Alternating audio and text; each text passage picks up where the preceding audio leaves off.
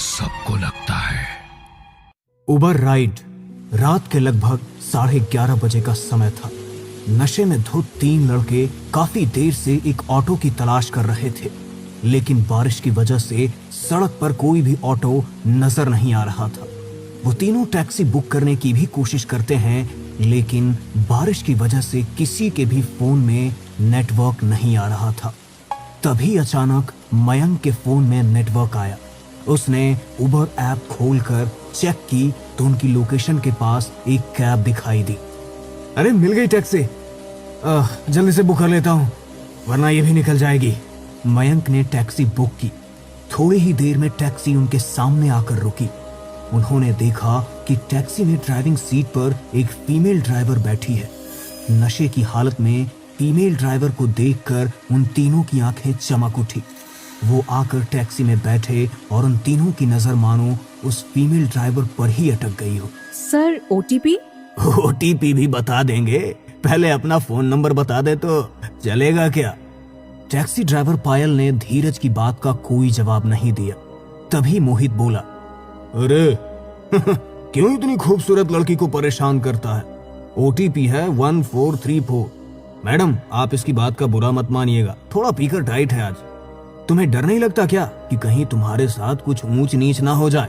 वैसे भी आजकल जमाना कुछ अच्छा नहीं है। वो तो हम जैसे सीधे साधे लड़के आपको मिल गए, वरना आपके साथ कुछ भी हो सकता है। नहीं सर, मैं पिछले 3 साल से रात में टैक्सी चला रही हूँ, इसलिए आपको मेरी चिंता करने की कोई जरूरत नहीं है। आप मेरी टेंशन मत लीजिए। क्या सोलर सिस्टम है क्या इसमें? ये मेरा काम है, मुझे इसमें कोई परेशानी नहीं है। अरे ऐसे कैसे ना ले टेंशन? इतनी खूबसूरत लड़की रात में टैक्सी चलाने के लिए निकलेगी तो टेंशन तो हो ही जाएगी ना। वैसे अगर आपको काम की इतनी जरूरत है तो मैं आपको काम दे सकता हूँ, आप मेरे साथ चलिए ना। नहीं सर, मुझे कोई काम नहीं चाहिए, मैं ठीक हूँ। वैसे आपको अशोक मोहल्ले में कहाँ जाना है? जहाँ तुम लेकर जाओगी हम तो वहीं चल पड़ेंगे, पर मुझे तुम्हारे लिए बहुत बुरा लग रहा है। इतनी प्यारी लड़की को ऐसा काम करना पड़ रहा है। कितनी खूबसूरत आंखें हैं तुम्हारी, कितने खूबसूरत होठ। इतना बोलकर मयंक ड्राइवर पायल का चेहरा छूने लगता है, जिससे वो बहुत ज्यादा अनकंफर्टेबल हो जाती है। वो मयंक का हाथ हटाने की कोशिश करती है तो मयंक उसकी तरफ देखकर एक अजीब सी स्माइल देता है। सर प्लीज आप थोड़ा ठीक से बैठिए, वरना गाड़ी का बैलेंस बिगड़ जाएगा। ओह सॉरी, मुझे पता नहीं था कि आपको बुरा लग जाएगा। इतना बोलकर मयंक जोर जोर से हंसने लगा और उसके साथ साथ उसके दोनों दोस्त धीरज और मोहित भी पायल को देखकर एक क्रीपी सी स्माइल देने लगे। वो बार बार उसे टच करने की कोशिश कर रहे थे, जो कि पायल को बिल्कुल भी अच्छा नहीं लग रहा था। उसने कई बार उन्हें मना करने की कोशिश की, लेकिन वो उसकी बात सुन ही नहीं रहे थे। इतनी छेड़छाड़ और बदतमीजी होने की वजह से पायल की आंखों से आंसू छलक गए थे, लेकिन वो काम करने को मजबूर थी, इसीलिए अपनी आंखों के आंसू पोंछकर खुद को संभालते हुए उसने ड्राइव करना जारी रखा।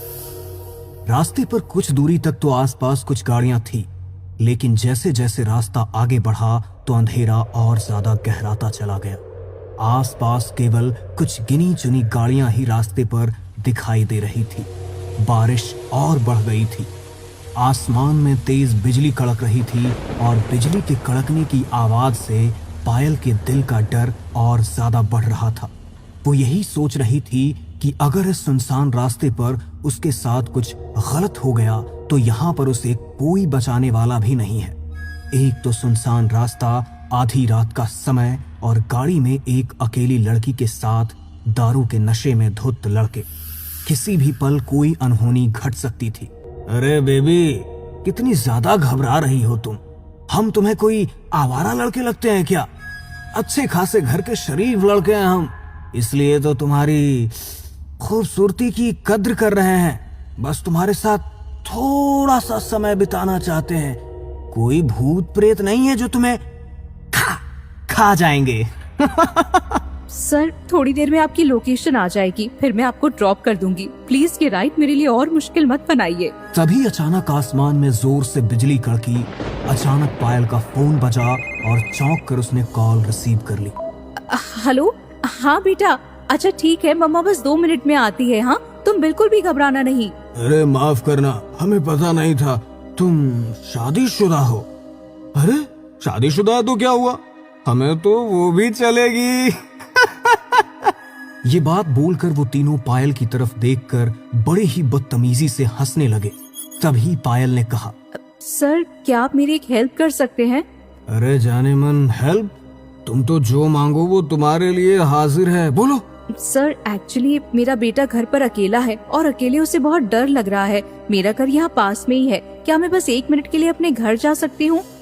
एक बार अपने बेटे को जाकर थोड़ा समझा दूंगी तो वो शांत हो जाएगा। सिंगल पेरेंट हूँ ना, और फैमिली में कोई और है भी नहीं, इसलिए सब खुद ही मैनेज करना पड़ता है। अरे हाँ हाँ, तुम जाओ, कोई परेशानी वाली बात नहीं है, लेकिन बस आना जल्दी। जी सर। पायल ने गाड़ी ड्राइव की और एक घर के सामने जाकर टैक्सी रोक दी। मैं बस अभी 2 मिनट में आ जाऊंगी सर। ठीक है। पायल घर के बाहर टैक्सी रोककर जल्दी से दरवाजे का लॉक खोलकर घर के अंदर गई। तभी टैक्सी के अंदर बैठे मयंक ने कहा, क्या बात है, बिना मेहनत किए ही लड़की के घर का पता चल गया और परिवार में कोई है भी नहीं, घर का दरवाजा भी खुला हुआ है। ऐसा मौका बार बार नहीं मिलता यार। चलो हम भी अंदर चल लेते हैं, ड्राइवर मैडम स्वागत तो करेगी हमारा। हमने इतना कोऑपरेट किया है, थोड़ा कोऑपरेशन तो उसे भी दिखाना पड़ेगा ना। तीनों टैक्सी से उतरकर दरवाजे से घर के अंदर चले गए। पूरे कमरे में घुप अंधेरा था। तीनों को एक दूसरे का चेहरा भी ठीक से नजर नहीं आ रहा था, लेकिन तभी उनके कानों में एक आवाज पड़ी, बेटा मम्मा बस उन 3 लोगों को छोड़कर अभी आपके पास आ जाएगी। अब मम्मा को जाने दो, मम्मा जल्दी आ जाएगी। हाँ ठीक है मम्मा, पर प्लीज देर मत करना। आपको पता है ना, मुझे अकेले डर लगता है। लगता है ऊपर वाले कमरे में होगी। टॉर्च जला, ऊपर चलते हैं। उन्होंने फोन की टॉर्च ऑन की और सीढ़ियों से ऊपर की तरफ बढ़े। रात के पहर सीढ़ियों से चरचर की आने वाली आवाज बड़ी ही भयानक लग रही थी। वो जैसे ही ऊपर पहुंचे तो उन्हें एक कमरे से पायल के चीखने की आवाज आई। कहीं कुछ हो तो नहीं गया मैडम को? लगता है उस कमरे में है मैडम। तीनों ने कमरे का दरवाजा खोला। अंदर भी गहरा अंधेरा था, इसलिए ठीक से कुछ नजर नहीं आ रहा था। वो तीनों अपने फोन के टॉर्च की रोशनी से पायल को ढूंढ रहे थे। तभी उन्हें एक बच्चे के रोने की आवाज आई। उन्होंने पीछे मुड़कर देखा तो कमरे का दरवाजा बड़ी ही तेज आवाज के साथ खुद ब खुद बंद हो गया और अचानक पायल उनके सामने आकर खड़ी हो गई। उसे अचानक अपने सामने देखकर वो तीनों घबरा गए। सर मैंने बोला था ना, मैं बस 2 मिनट में आ रही हूँ। आपने मेरा इंतजार क्यों नहीं किया? आप मेरे घर में क्यों चले आए? हमने सोचा कहीं तुम्हें हमारी मदद की जरूरत हो तो हम आ गए। वैसे आज रात हम तीनों तुम्हारे घर रुकना चाहते हैं। बाहर कितनी बारिश हो रही है देखो ना, और तुम्हारा बच्चा भी घर पर अकेला है। तुम कहाँ पहले हमें छोड़कर आओगी और फिर वापस अपने घर आओगी, इसीलिए हम सोच रहे हैं आज रात यहीं रुक जाते हैं। चाहो तो बदले में तुम पैसे भी ले लेना। पायल के चेहरे पर गुस्सा साफ झलक रहा था। तभी अचानक बड़ी ही तेज बिजली कड़की। बिजली की रोशनी जैसे ही कमरे के अंदर पड़ी, पायल उनके सामने से कहीं गायब हो गई। उन्होंने इधर उधर टॉर्च मारकर देखा, लेकिन पूरे कमरे में पायल कहीं भी नजर नहीं आ रही थी। अचानक उन्हें अपने पीछे से किसी की दबी हुई हंसी की आवाज सुनाई दी। वो पीछे मुड़े, लेकिन अपनी आंखों के सामने का नजारा देखकर उनकी आत्मा सिहर उठी। उनकी आंखों के सामने पायल थी, लेकिन उसका रूप अब पहले जैसा सामान्य नहीं था। उसका पूरा शरीर सफेद पड़ चुका था। आंखें अंदर को धसी हुई बिल्कुल सफेद हो चुकी थी।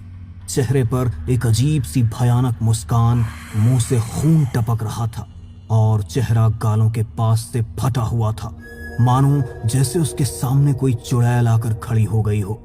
उसकी ऐसी हालत देखकर डर के मारे उन तीनों का शरीर पसीने से भीगने लगा। उन तीनों का नशा तो जैसे एक ही चुटकी में गायब हो गया और उनका शरीर थर थर कांपने लगा। अरे क्या हुआ? तुम कुछ बोल क्यों नहीं रहे हो? तुम सब मेरे घर में रुकना चाहते हो ना? तो ठीक है, लेकिन शर्त ये है कि अब मैं तुम्हें यहाँ से बाहर नहीं जाने दूंगी। अब से तुम हमेशा मेरे साथ इसी घर के अंदर रहोगे। तुम मेरी बात समझ रहे हो ना मैं क्या कह रही हूँ? देखो, हमें जाने दो, हमें नहीं रुकना यहाँ, हम तुमसे कुछ नहीं चाहते। चलो चलते हैं यहाँ से। इतनी आसानी से कैसे जाने दूं? उसने मयंक और धीरज के पेट में अपने पहले नुकीले नाखूनों को काट दिया और दोनों को पूरी ताकत से हवा में उठाकर दीवार की तरफ फेंक दिया। मोहित डर कर वहां से दरवाजे की तरफ भागा। वो जैसे ही दरवाजा खोलने की कोशिश करने लगा तो दरवाजे के अंदर से दो बड़े ही भयानक हाथ निकले। उन्होंने मोहित की गर्दन को कसकर पकड़ लिया। मोहित की गर्दन से खून टपकने लगा और वो बेसुध होकर नीचे गिर पड़ा। इसके बाद वो औरत मयंक की ओर बढ़ने लगी। मौका देखकर धीरज ने दरवाजे का हैंडल घुमाया और कमरे से बाहर निकल गए। कमरे से बाहर निकलते ही जैसे ही उसने एक कदम आगे बढ़ाया उसके पैर किसी से टकराए। धीरज ने नीचे देखा, वहां मोहित की डेड बॉडी पड़ी हुई थी, जिसे देखकर धीरज घबरा जाता है। वो अपने चारों ओर देखता है। ये देखकर वो हैरान रह जाता है कि वो फिर से उसी कमरे में आ गया है और वो टैक्सी ड्राइवर उसके ठीक सामने खड़े हुए गुस्से में उसे ही घूर रही है। ये कैसे हो सकता है? अभी तो मैं इस कमरे से बाहर निकला था, फिर से इसी कमरे में कैसे आ गया? देखो, हम जानते हैं कि हम तुम्हारे साथ गलत करना चाहते थे, लेकिन मैं तुमसे माफी मांगता हूँ। हम आज के बाद फिर कभी किसी लड़की की तरफ आंख उठाकर भी नहीं देखेंगे। प्लीज हमें जाने दो। तुम्हें जाने दूं? लेकिन मैं तुम्हें कैसे जाने दूं? पिछले 2 साल से हर रात ये कैद लेकर मैं सड़कों पर तुम्हारी तलाश में ही तो निकलती हूँ। कब से तुम्हारा इंतजार था कि कब तुम मुझे मिलो और कब मैं तुम तीनों को अपने हाथों से मार कर अपना बदला लूं। अब मुझे इतना अच्छा मौका मिला है तो मैं तुम्हें जाने कैसे दे सकती हूँ? क्या पिछले 2 साल से तुम हमारा इंतजार कर रही हो? लेकिन हम तो तुम्हें जानते भी नहीं हैं। तुम्हारा हमसे भला क्या वास्ता है? देखो, हम तुम्हारे सामने हाथ जोड़ते हैं, प्लीज जाने दो हमें। हाथ पैर तो तुम्हारे सामने मैंने भी जोड़े थे, लेकिन तुमने भी तो मेरी कोई बात नहीं सुनी थी ना। 2 साल पहले तुमने मेरी जिंदगी बर्बाद की थी और उसके बाद मुझे मार कर फेंक दिया। मेरे परिवार को तो मेरा अंतिम संस्कार करने के लिए भी मेरा शरीर नहीं मिला। जैसा तुमने मेरे साथ किया अब वैसा ही तुम्हारे साथ भी होगा। प्लीज प्लीज ऐसा मत करो। अरे बेबी, अपने हाथ में आए शिकार को हम ऐसे जाने नहीं देते। तुम रोगी हमारे सामने, गिड़गिड़ाओगी, लेकिन इसका कोई फायदा नहीं है। हाँ, क्योंकि आखिर में होगा तो वही जो हम चाहते हैं। अब रोना बंद भी करो, चलो कम ऑन, आ जाओ। अब तक तो तुम्हें सब कुछ अच्छे से याद आ ही गया होगा, अब तुम्हें मारने में और मजा आएगा। उसने अपने हाथ में एक फावड़ा उठाया और एक एक करके तीनों के चेहरे पर दे मारा। उनका पूरा चेहरा खून से लथपथ हो गया। एक के बाद एक उसने उनके ऊपर कई वार किए, जब तक कि उनके शरीर के अंदर की आखिरी सांस खत्म नहीं हो गई। वो उन तीनों को कमरे की खिड़की की तरफ लेकर गई। उनके शरीर के टुकड़े टुकड़े करने के बाद उसने उनके शरीर के टुकड़े खिड़की से नीचे फेंक दिए। घर के नीचे इंतजार कर रहे कुत्ते उनके शरीर के टुकड़ों पर झपट पड़े। उन्होंने उनके शरीर का मांस नोच डाला और कभी किसी को उन तीनों के बारे में फिर कोई खबर नहीं मिली। अगले दिन उन तीनों का अधखाया शरीर सड़कों पर बिखरा मिला, लेकिन कोई नहीं जानता था कि मरने वाले कोई बेकसूर नहीं, बल्कि पिछली रात तो उन्हें उनके गुनाहों की सजा मिली है।